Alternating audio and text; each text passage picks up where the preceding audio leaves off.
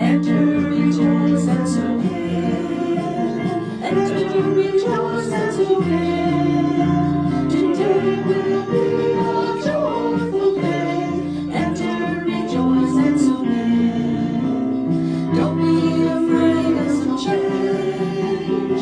Don't be afraid of some change. Today will be a joyful day. Enter, rejoice, and so here.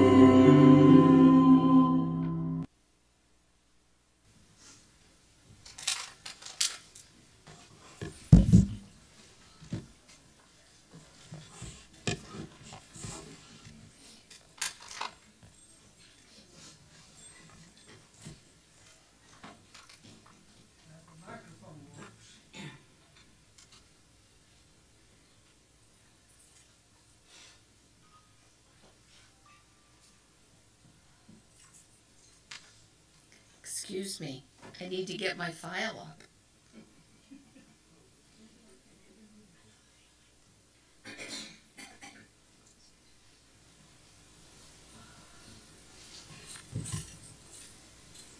Aha! Good morning. Good morning. And welcome. Welcome to this service of the Unitarian Universalist Fellowship of Charlotte County, also known as UUFCC. I would like to acknowledge that we are meeting on the land of the Calusa, a people we have lost due to disease and enslavement by the European colonizers. I'm Laura Anderson, the worship associate this morning. My pronouns are she, her. I am a cisgender 66-year-old curvy Caucasian woman with shoulder-length hair that is streaked in 4 beautiful shades of purple, which complement my silver hair. I am wearing a dark green dress with purple flowers on it. In an effort to help those who are sight impaired have a better description of what I look like, I tried the app identification for plants on my dress. It told me it's okra. I don't think it's okra. As you have heard, we start our service each week by singing an invitation to gather together, even as we are scattered in many places, and whether our sacred space be virtual or live. This service is being broadcast live on YouTube and will be available as a recording on the UUFCC YouTube channel after the service. I'm obliged to remind you of a couple of procedures. For those in the sanctuary, we want you to be healthy, so we ask that you socially distance as appropriate and continue to wear masks in the sanctuary. If you are with us virtually, you may wish to have a chalice or a candle available for our chalice lighting ritual. We want you to be healthy too, but maybe you don't have to wear a mask when you're at home. I wish to express gratitude for all who make the service possible. We have technology support, greeters and singers. We have folks who created and printed the order of service, repaired our ceiling, and cleaned. We have coffee makers. I would also like to welcome Myrna, our speaker this morning.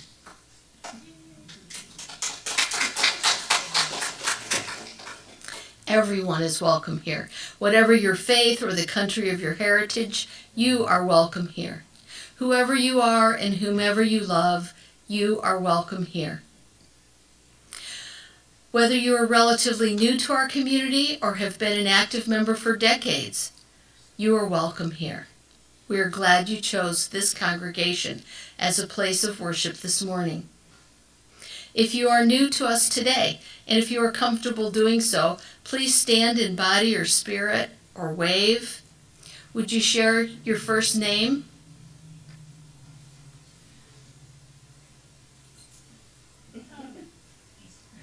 I'm Doug. Welcome, Doug. Please feel free to see one of our greeters after the service if you have any questions. If you are new and not in the sanctuary, we welcome you too. If you would like to learn more about our fellowship, you can visit the website uufcc.org. Our worship theme this month is courage. I know many of you have demonstrated courage these last few weeks with Hurricane Ian. There's no shortage of need for inspiration to be courageous these days. Often when I'm involved in worship, it takes me hours to find readings that I like that fit the topic of the day. But it was really easy for me to find readings for this morning's service. Each of them resonated with me and reminded me of courageous people I know. Myrna is one of the most courageous people I know, and she inspires me to be more courageous too. The chalice lighting words I think this morning were written with Myrna in mind. After the service, let me know of courageous people you might be reminded of this morning as well. We will now open this sacred space by lighting a chalice. This ritual is done by Unitarian Universalists throughout the world. The symbol itself has many different interpretations. Our chalice lighting words this morning are the struggle for freedom, and were written by Paul Sprecher, retired UU minister. We light this chalice in memory of the courage of those who have struggled for freedom, the persistence of those who struggled for justice, and the love of those who've built beloved communities to carry on the light of hope. Now while Mary Holly lights the chalice here, and those at home light their own chalice, please join me in reciting our affirmation. Love is the spirit of this fellowship, and service is its law. This is our aspiration, to dwell together in peace, to seek truth in love, and to help one another. Please enjoy the prelude, which was created by the First Unitarian Church of Baltimore, Go Down, Moses.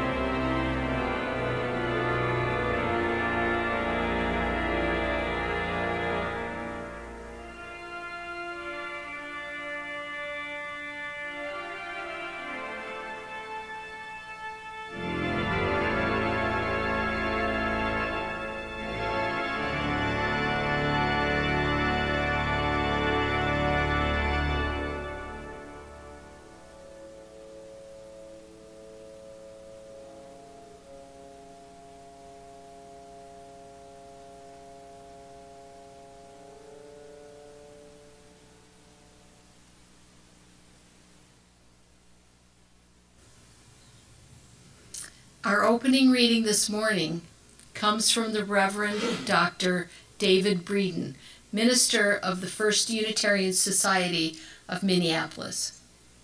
Courage is. We gather together here, now, summoning our courage to be. We gather bringing our weariness and our energy. We gather bringing our wariness and our visions. Like trees in rocky places, our roots clutch. What we find is each other. What we find is each other holding tightly. Courage is not certitude. Courage is not assurance. Courage is the willingness to join in the attempt, to join in the unlikely, even the impossible. Courage is a choice. Courage is a way of knowing. Courage is a way of joining together. Courage is knowing that together we will do what none of us can do alone. We have a long tradition at UUFCC of sharing our joys, sorrows, and life milestones by entering them into the Book of Life. These events are sacred, hallowing the living of our days.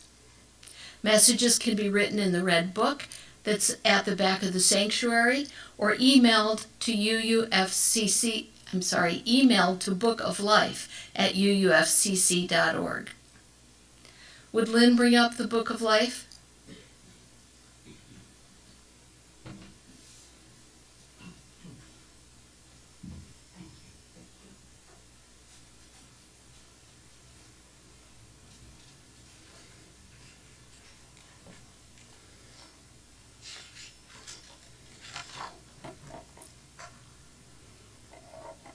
After I've completed reading, we will enter into a moment of silence, followed by the hymn, Loving Kindness.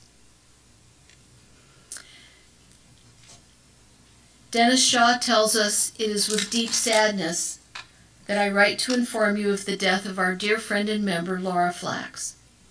Laura passed Wednesday, October 12th. Laura lived with increasing dementia and was living in an assisted care unit at Southport Square for the past year. She and her late husband Kurt were longtime members of UUFCC and participated in many activities here and in the Charlotte County community. Laura could often be found in the Peace Garden at UUFCC, sitting on a bench, visiting with Kurt, whose ashes are there. Laura was an accomplished, kind, and gentle presence who will be greatly missed by family and friends."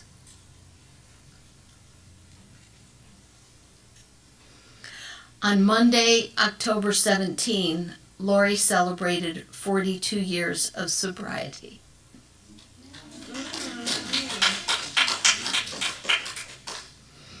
Mary Holly is pleased to be back in Florida,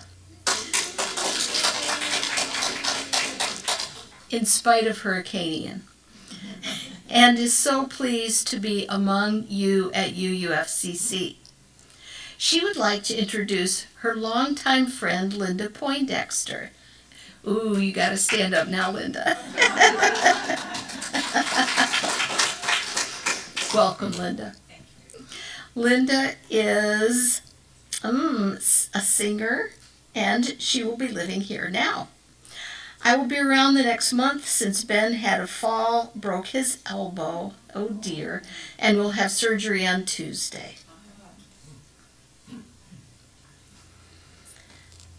Robert Morin says he was canvassing yesterday, and on one street, I don't know how big the street was or how long the street was, but there were 20 Democrats. I would also like to let you know that Corey's husband, Bryce, is homesick with COVID.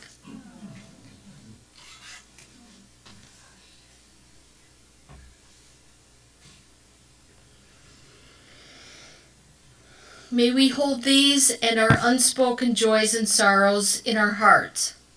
May we also hold one another in love and tenderness, so that this fellowship may be a source of strength and comfort, courage, and hope in the days and weeks ahead. Let us take a moment of silence.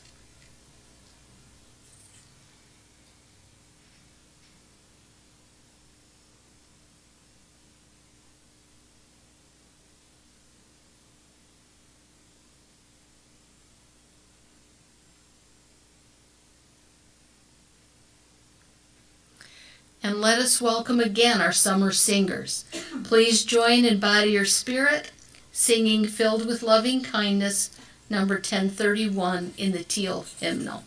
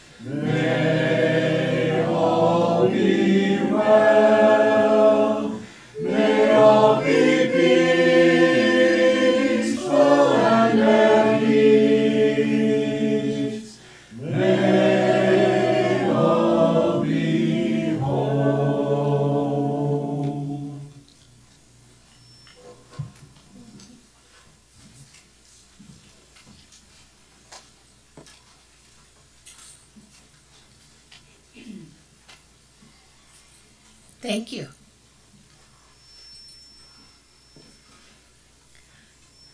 Let America Be America Again, written by Langston Hughes, 1901 to 1967. Let America be America again. Let it be the dream it used to be. Let it be the pioneer on the plain, seeking a home where he himself is free.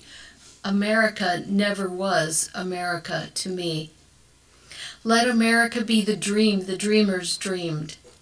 Let it be that great, strong land of love, where never kings connive, nor tyrants scheme that any man be crushed by one above. It never was America to me. Oh, let my land be a land where liberty is crowned with no false patriotic wreath, but opportunity is real, and life is free. Equality is in the air we breathe. There's never been equality for me, nor freedom in this homeland of the free. Say, who are you that mumbles in the dark, and who are you that draws your veil across the stars? I am the poor white, fooled and pushed apart. I am the Negro bearing slavery's scars. I am the red man driven from the land. I am the immigrant clutching the hope I seek and finding only the same old stupid plan of dog eat dog, of mighty crush the weak. I am the young man full of strength and hope, tangled in that ancient endless chain of power, profit, gain, of grab the land, of grab the gold, of grab the ways of satisfying need, of work the men, of take the pay, of owning everything for one's own greed. I am the farmer, bondsman to the soul. I am the worker sold to the machine. I am the Negro servant to you all. I am the people humble, hungry, mean. Hungry yet today, despite the dream. Beaten yet today, O pioneers. I am the man who never got ahead, the poorest worker bartered through the years. Yet I'm the one who dreamt our basic dream in the old world while still a serf of kings, who dreamt a dream so strong, so brave, so true, that even yet its mighty daring sings in every brick and stone, in every furrow turned. That's made America the land it has become. Oh, I'm the man who sailed those early seas in search of what I meant to be my home, for I'm the one who left dark Ireland's shore and Poland's plain and England's grassy lea, and torn from black Africa's strand I came to build a homeland of the free. The free? Who said the free? Not me. Surely not me. The millions on relief today, the millions shot down when we strike, the millions who have nothing for our pay. For all the dreams we've dreamed, and all the songs we've sung, and all the hopes we've held, and all the flags we've hung. The millions who have nothing for our pay, except the dream that's almost dead today. Oh, let America be America again. The land that never has been yet, and yet must be. The land where every man is free. The land that's mine, the poor man's, the Indians, Negroes, me. Who made America? Whose sweat and blood, whose faith and pain, whose hand at the foundry, whose plow in the rain must bring back our mighty dream again? Sure, call me any ugly name you choose, the steel of freedom does not stain. For those who live like leeches on the people's lives, we must take back our land again. America? Oh yes, I say it plain. America never was America to me, and yet I swear this oath, America will be. Out of the rack and ruin of our gangster death, the rape and rot of graft and stealth and lies, we the people must redeem the land, the mines, the plants, the rivers, the mountains and the endless plain, all the stretch of these great green states, and make America again.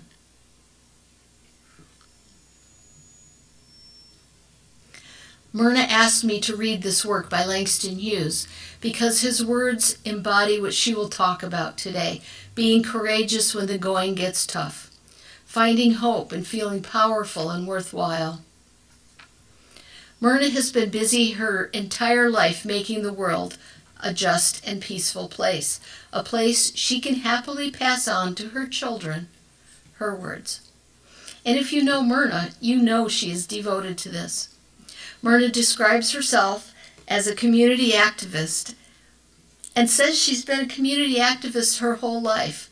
And really, she has been her whole life. Her parents were activists, so she was born into this mindset. She says she's been pounding the streets, meeting with many in the hopes of making a more just and peaceful land. And I know some of you have worked with Myrna on this. She is a Reconstructionist Jew. It is probably the most progressive Jewish organization one can belong to. She has been a member of the UUFCC since 2000 and chaired the Racial Justice Committee for many years. She is a longtime board member of the Blanchard House Museum of African American History and for many years organized the annual Martin Luther King Jr. Essay Contest in collaboration with the Charlotte County District School System. Currently, she is an active member of the UUFCC Immigration Justice Committee.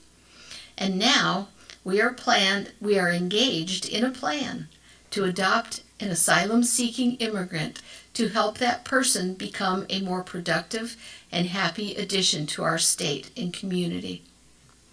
Under the lead of the Immigration Justice Committee, she has been a Charlotte County School certified tutor.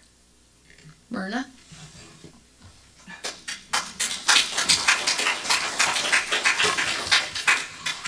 Hi, everybody. Nice to see many people, and who I haven't seen in a long time. I did choose that hymn, and I suggested to Laura that hymn and the poem by Langston Hughes, both by African heritage people, but it demonstrates to me as a Jewish person the commitment to justice and the commitment to freedom.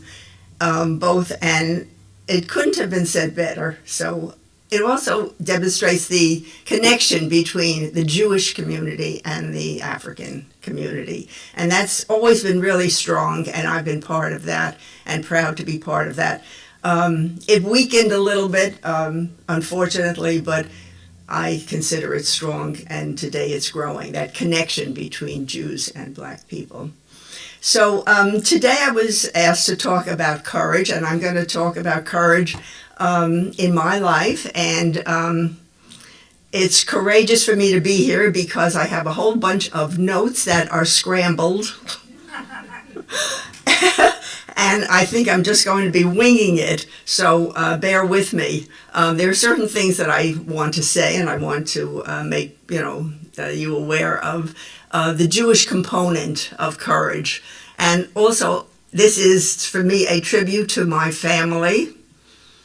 And I don't get many opportunities to my parents' family, not to my children's family, but to my parents. And for a lot of reasons, I do not have a lot of opportunity to congratulate them and commend them. And it was a rough childhood that I had.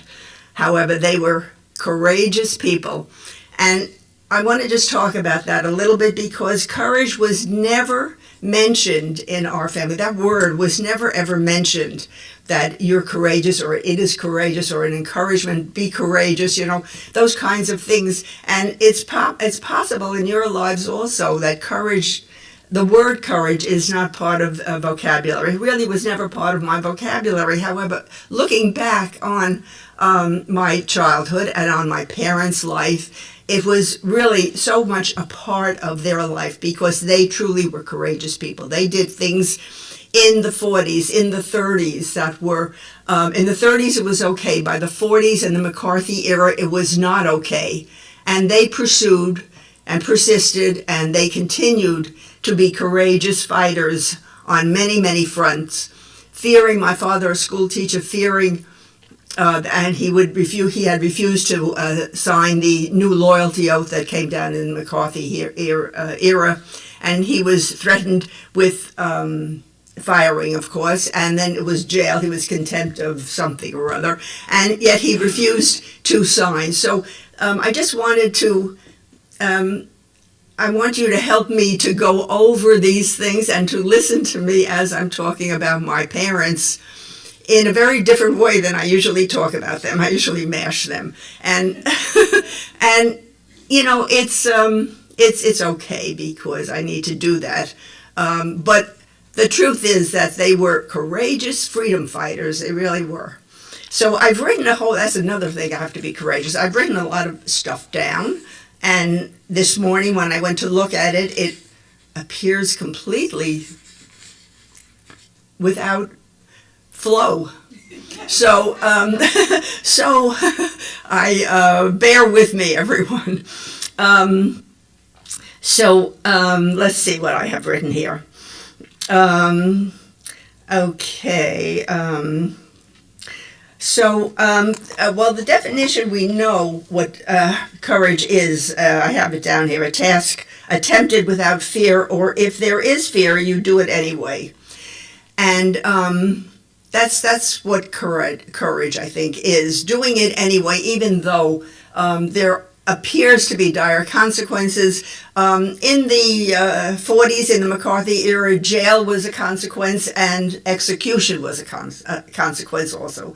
I don't know if you remember the Rosenberg case, Ethel and Julius Rosenberg, who were executed for high treason, by the way, doing far, far less than an ex-president of the U.S. ever did, and he is walking around free and clear.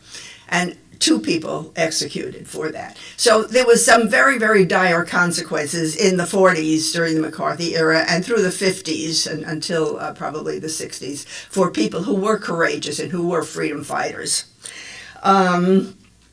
So let me just read what I wrote here that is cogent. I was a frightened child, unsure of my parents' love, my radar constantly watching for danger and trying to find the formula to please. But amidst a lot of confusion, I picked up the enormous importance of caring for others, of justice, of peace, of inclusion, without which not only were targeted people endangered, but everyone was endangered. And I learned that very early, that if I was not picked on at this moment, that the bully will not pick on me, but pick on somebody else, but might pick on me tomorrow, if you're not being heard at that moment. And it continues, to the lives of others. So just to enumerate some of the things that, and I'll get to the Jewish component in a minute. I just wanted to give you something about myself, and I think that's worthwhile. So by the time I was 10, I was participating in demonstrations, mostly against lynchings. I was thinking about Hitler and about fascism, because I grew up during the Second World War. I was circulating children's petitions on behalf of the multitude of children who died in Hiroshima and in Nagasaki. So this was all part of my childhood. I never had a doll. I never went out and played with my friends in the street, unfortunately, but I was, I guess, shy, and I didn't do that. But I did do a lot of marching as a child. My mother and I stood on the street corner with we used to call it in Yiddish a pushka. It's a flask where you put money into, and asking people to help us to campaign for Roosevelt to open up a second front. I don't know if you knew, in the Second World War, the Russians and the Germans were fighting each other mostly on the Eastern Front. And it was really devastating for those countries. Hitler, of course, marched straight through most of Eastern Europe until he got to the Soviet Union.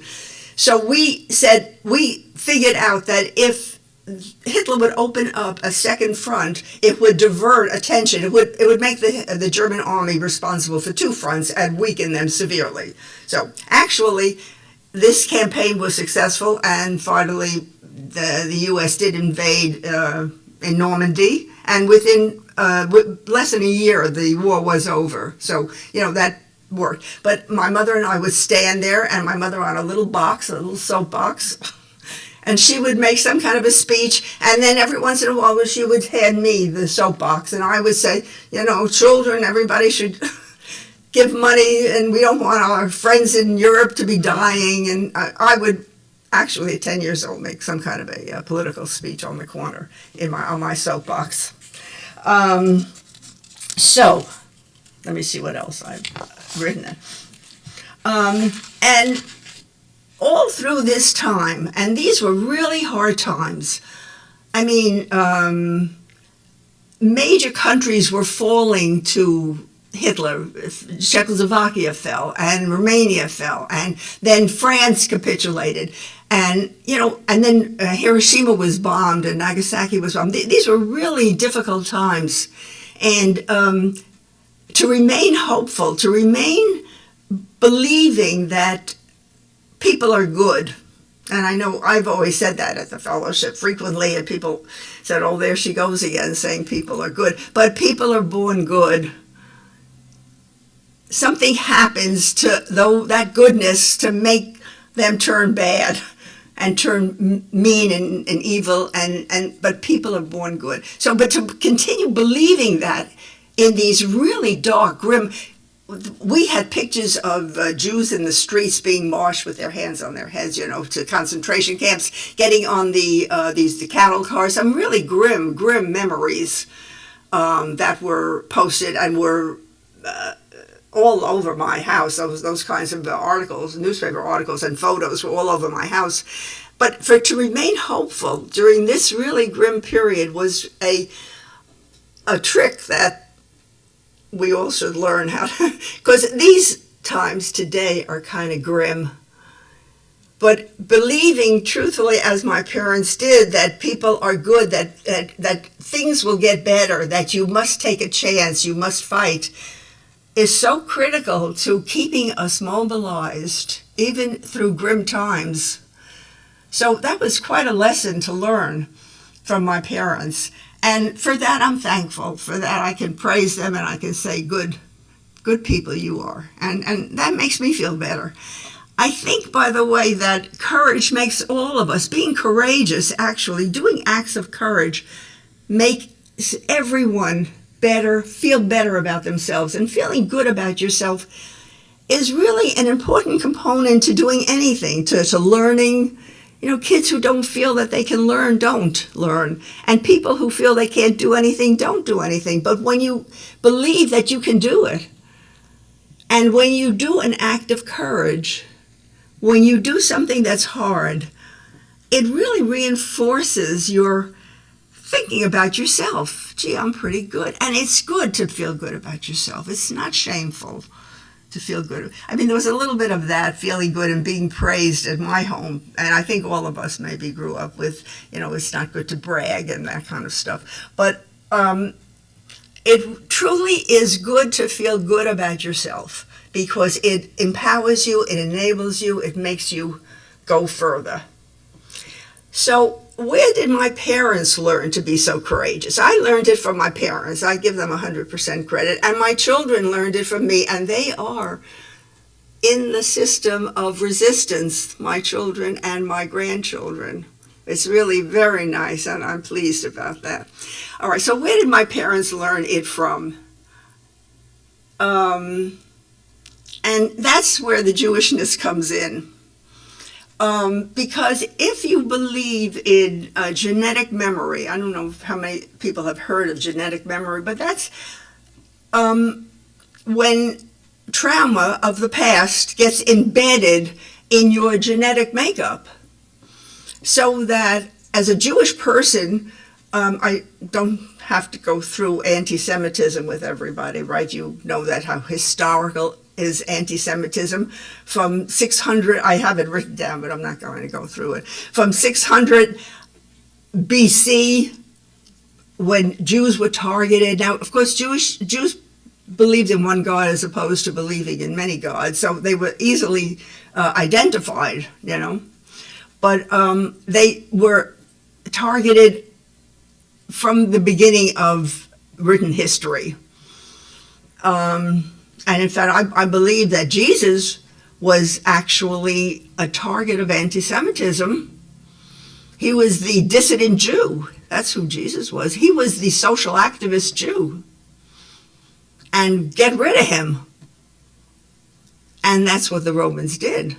They got rid of him, of course. Little did they know that that it was going to be a big thing, not so easily got down rid of. But he was, I really think that. So we all know about the history of anti-Semitism and the incidents. I mean, I did write that down. Everybody want to know about that, they can ask me later. I'll show you my writing.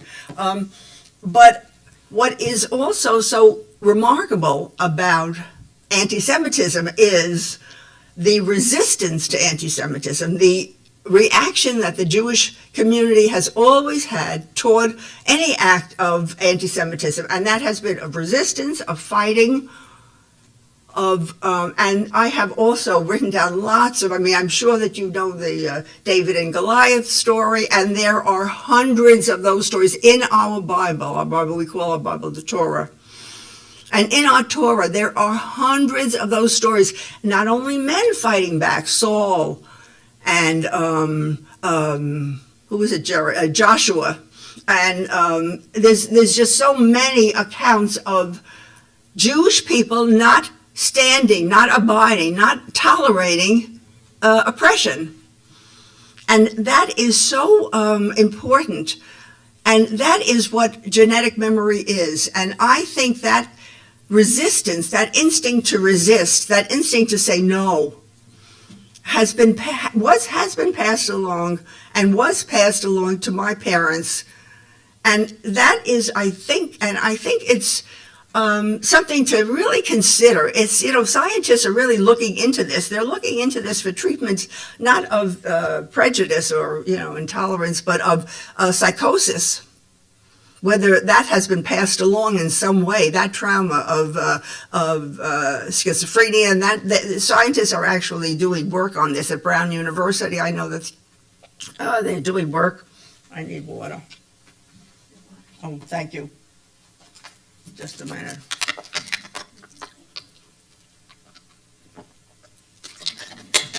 Thank you. So that is how my parents were energized. I believe that. They were first generation. My parents were born here, and my grandparents came. By the way, my grandparents were anarchists. They never married. They had 2 children. My mother was one of them. They never married. That's the history in my family of resistance and of fighting back. So it's really ingrained in me. So, all right, so my parents had within them, it's almost as if they were born into this. It was repeated constantly, daily. We were a family that we didn't go to many, fun places. Of course I was born way after Disney World, but there were other kinds of places. That was verboten, we never went any place like that. That was for the bourgeoisie. But we had, we would tell stories. My parents would show pictures of demonstrations. I remember with lynching was very big when I was little, very, very powerful. Jim Crow was really that era was a powerful era. And we had those kinds of pictures, and next to those pictures would be a picture of a demonstration of white and black people together in the South demonstrating against a lynching. And there would be schooling. So that was just part of our breakfast. It was part of our meals. It was part of our life. This was our life. There was a community of social activists who came, and my parents my father was a teacher during the Depression. That was already a good job, made $6,000 a year, and he was, our family did not suffer terribly during the Depression, is what I'm trying to say. My father remained employed. But so my mother would have parties and charge money for parties. We've done that before, and give the money to some cause. And always prominent people would come to our house, and so it was a lifetime, a childhood living in a lifetime in an arena of social activism, and it brought me great joy. It really did. That's where I'm going to start to cry. It did, because not too many things did. And that community, and Paul Robeson, you all know who Paul Robeson is? Yes, he was a great singer. And okay, so Paul Robeson was a friend of my family. He would come to the house and he would hold me on his lap and he would lift me up and he would say, "You are the future."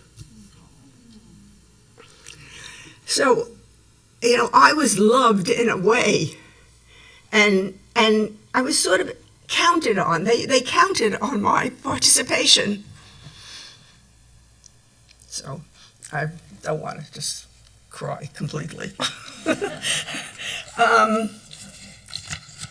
I wanted just to say, to leave you with the thought that the Jewish tendency to fight oppression is so powerful, and my participation in it, and Israel comes up as a stumbling block. It really is a stumbling block, because the idea of Israel being a free and open and just land was a dream. And you hear about Zionism. That was the Zionist dream.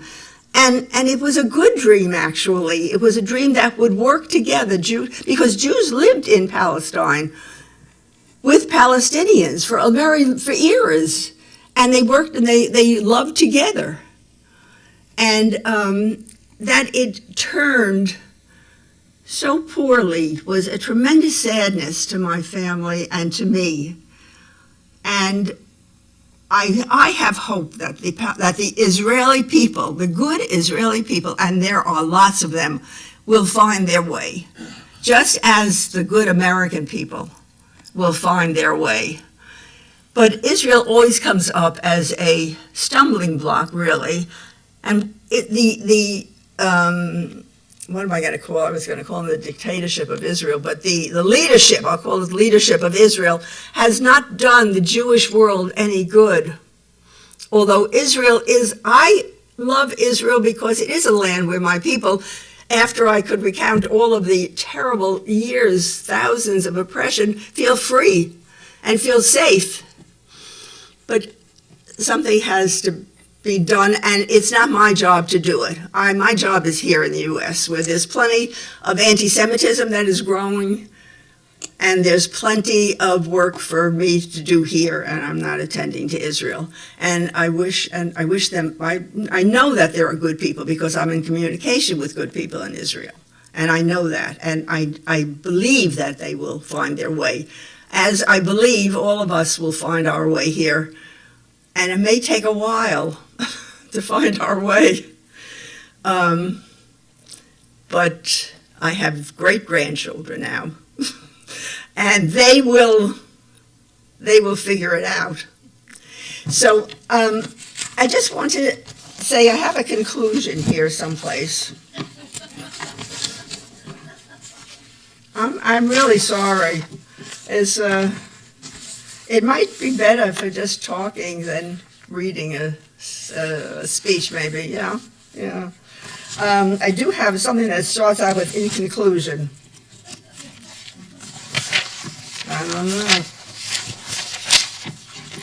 All right. Well, I can't find it. Okay, so let's just figure it out. In conclusion,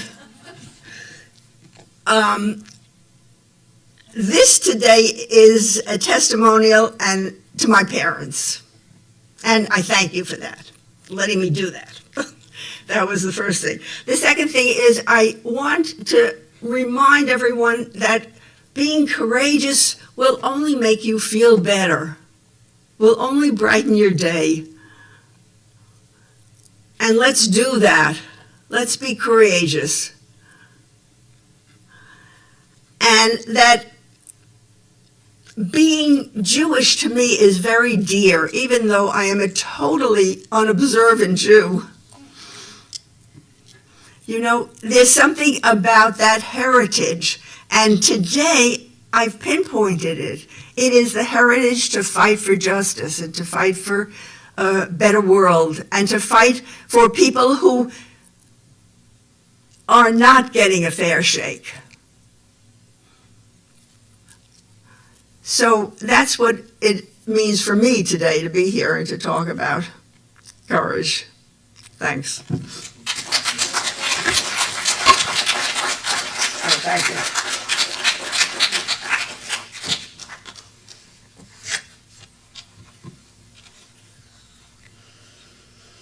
Thank you, Myrna. Thank you for sharing your personal story with us this morning. I'm feeling a little braver, and thank you for leading us. I'm sure we all are feeling just a little more motivated this morning. And now for the offering. In our tradition, congregations exist because of the generous support of members and friends. It is our privilege and our responsibility to ensure the health and future of this fellowship. To this end, your offerings support the ministry, whether they be by pledge or donation. They can be offered online as well as drop the donation in the baskets that are being passed around by the greeters.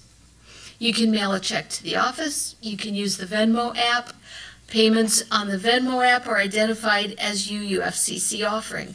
Whatever method you use, please note the purpose of your donation, if it's for your pledge or for a special offering, such as the second helping. If you are here with us for the first time, do not feel obligated to give. Your presence is our gift. And now please rise, embody your spirit, and sing number 402 from the Gray Hymnal, From You I Receive.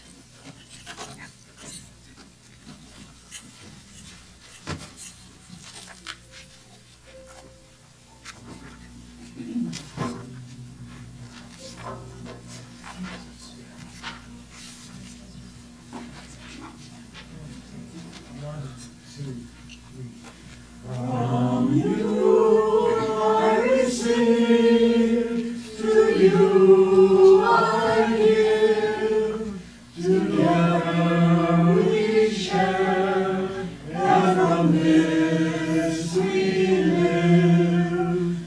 From you I receive, to you I give, together we share, and from this we live.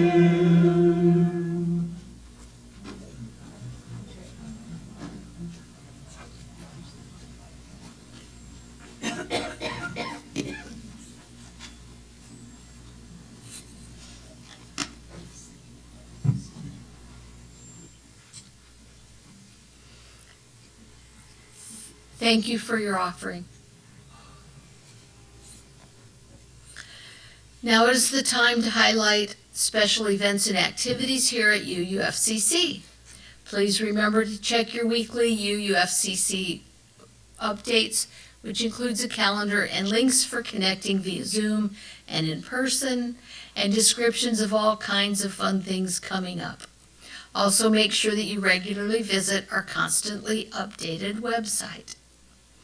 Additionally, if you would like fellowship events highlighted during the service, you can email them to the worship associates, also at bookoflife@uufcc.org.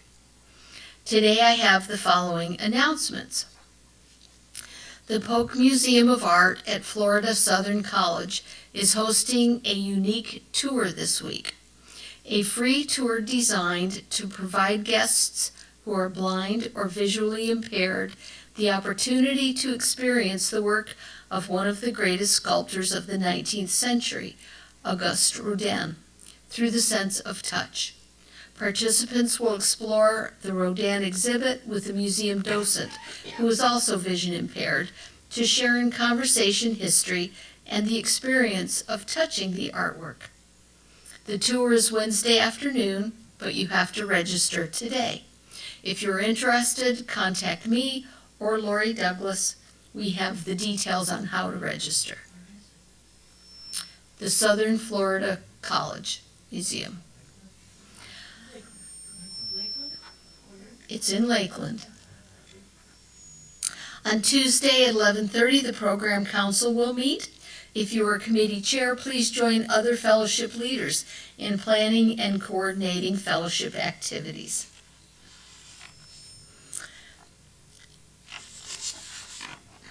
The Lunch Bunch will meet on Wednesday, October 26th at the Bistro in the lobby of the Suncoast Technical College on Toledo Blade and I-75.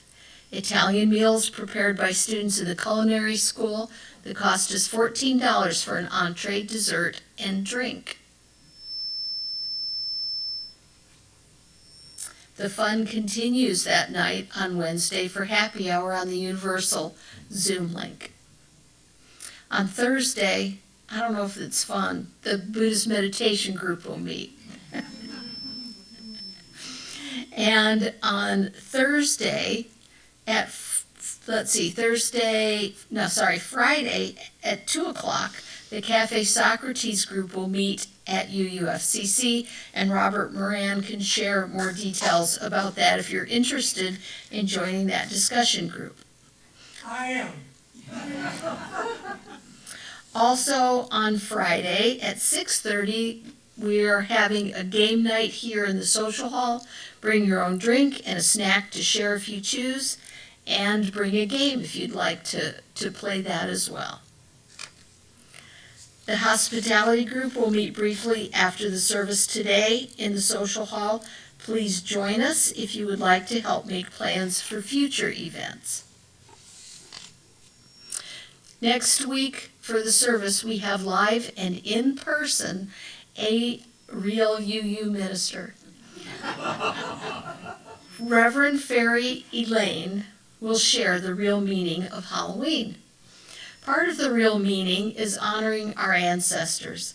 Reverend Fairy Elaine requests, if you wish, to bring a photo of someone you would like to remember who is no longer with us in body to place on the altar.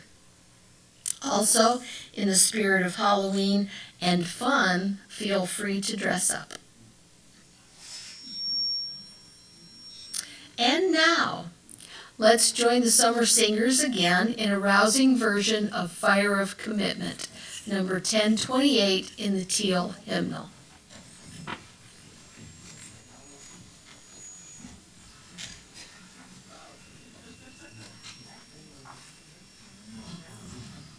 Yeah, you guys have been roused.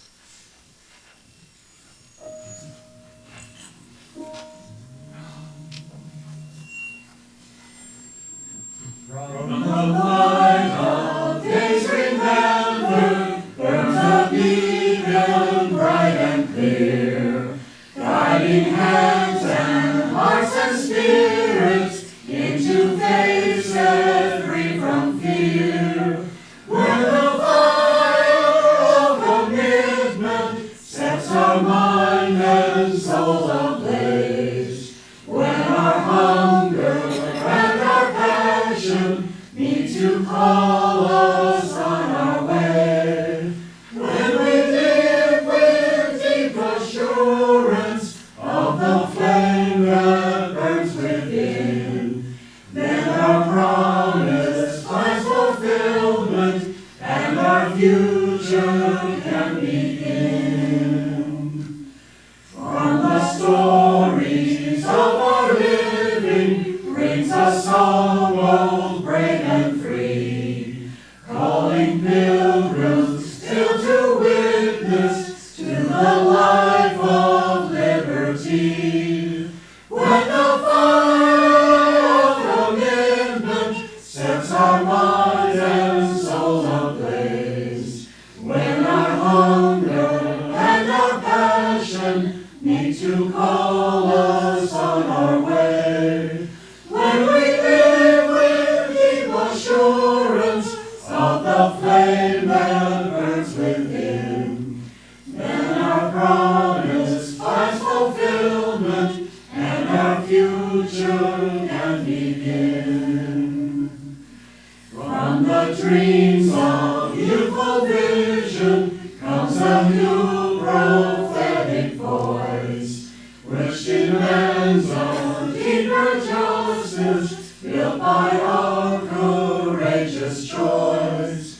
When the fire of commitment sets our mind and soul ablaze, when our hunger and our passion meet to call us on our way, when we live with deep assurance of the flame that burns within, promise finds fulfillment, and our future can begin.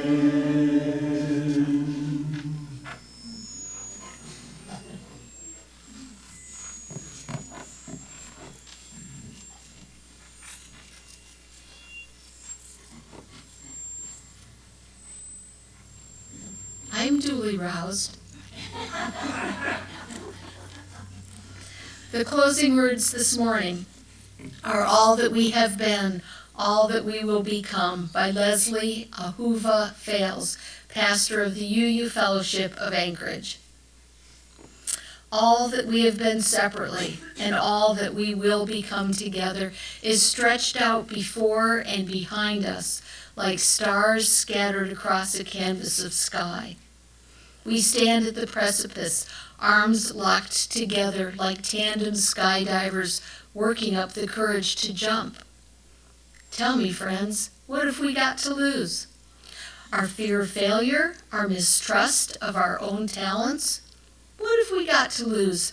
A poverty of the spirit? The lie that we are alone? What wonders await us in the space between the first leap and the moment our feet, our wheels, however we move our bodies across this precious earth, touch down softly on unknown soil? What have we got to lose that we can't replace with some previously unimaginable joy? Blessed are you, Spirit of Life, who has sustained us, enlivened us, and enabled us to reach this moment. Give us courage in our leaping and gratitude in our landing, and share with us in the joy of a long and fruitful ministry together. May it be so. Blessed be. And Mary Holly, will you assist us again in extinguishing the chalice? And all please join me in our weekly litany. We extinguish this chalice, but not the light of hope, the fire of commitment, or the warmth of community. May these ideals give you